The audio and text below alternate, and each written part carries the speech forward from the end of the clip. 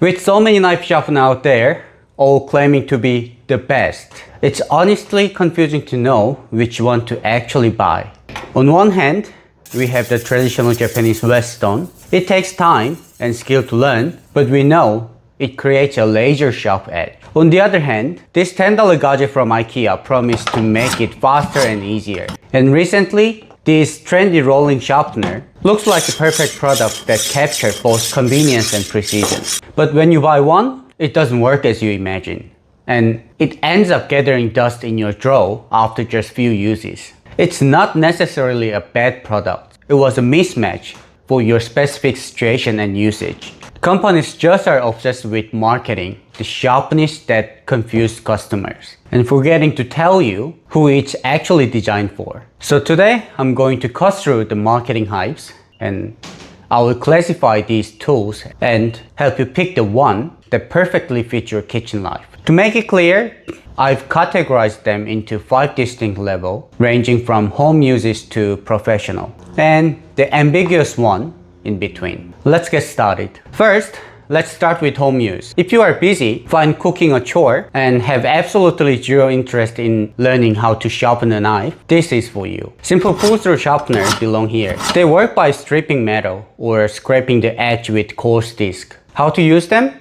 I don't even need to explain. It's fast and easy. You've seen those videos where someone turns a cheap knife into a razor using this, right? This is possible only because it is a cheap knife. Soft steel can be scraped easily. But if you use this on a premium knife, you are deleting its lifespan. And it won't even get that sharp. If you have a good knife, stay away from this. However, if you have a cheap knife, using a Whetstone is wasting time because the edge won't last anyway. So for cheap knives, this is actually the smart and economical choice. Now, this is the important part. If you are a chef or a cooking lover using good knives, the answer is ultimately the Whetstone. I know some of you are already thinking that looks too hard, but it's all about holding the angle. I have a video explaining this principle that have over 160,000 views. Thousands have succeeded after watching it. I will link it above. So trust me and following along. We are not trying to become a master sharpener. We just want to maintain the expensive knives we bought. For the purpose, nothing on earth beats the Whetstone for price, precision, and safety for your blade. Let's break down the 3 main types of stones. Number 1, water stones. They wear down fast and need constant flattening. Plus, they struggle with really hard steel, so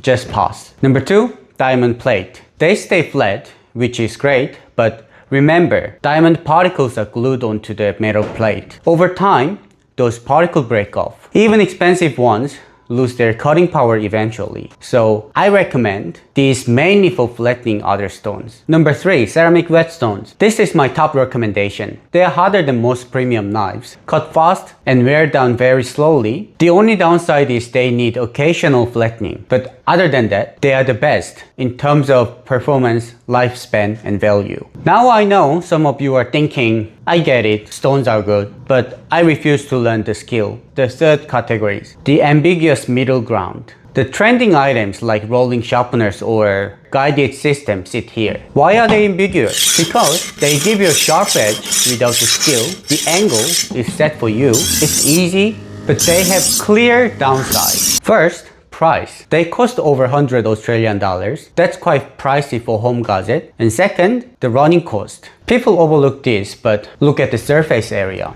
It is less than a quarter of Whetstone. Most use diamond disc, which have the same peeling issue I mentioned earlier. Since the surface area is small, they wear out much faster, and you have to keep buying expensive refills. So, for professional chefs who sharpen often, it is not recommended due to the high maintenance cost. But for wealthy cooking lovers who want convenience and don't sharpen daily, it's not a bad choice. And the honing rods, they are for the maintenance, not sharpening. Good to have, but they won't fix a dull knife. The second ambiguous category, the small belt sander, like the work sharp. They are portable and powerful, and sand belt are cheap to replace. But be careful, these run at high speed and generate heat instantly. If you are not careful, you will overheat the edge and ruin the heat treatment of your knife. It requires knowledge to monitor the temperature. One mistake and your premium knife is ruined. Finally, the expert level. Machines like Tormek, the water-cooled wheel, or the large belt grinders, these are for making knives, not just maintaining them. They are big, expensive, and requires workshop.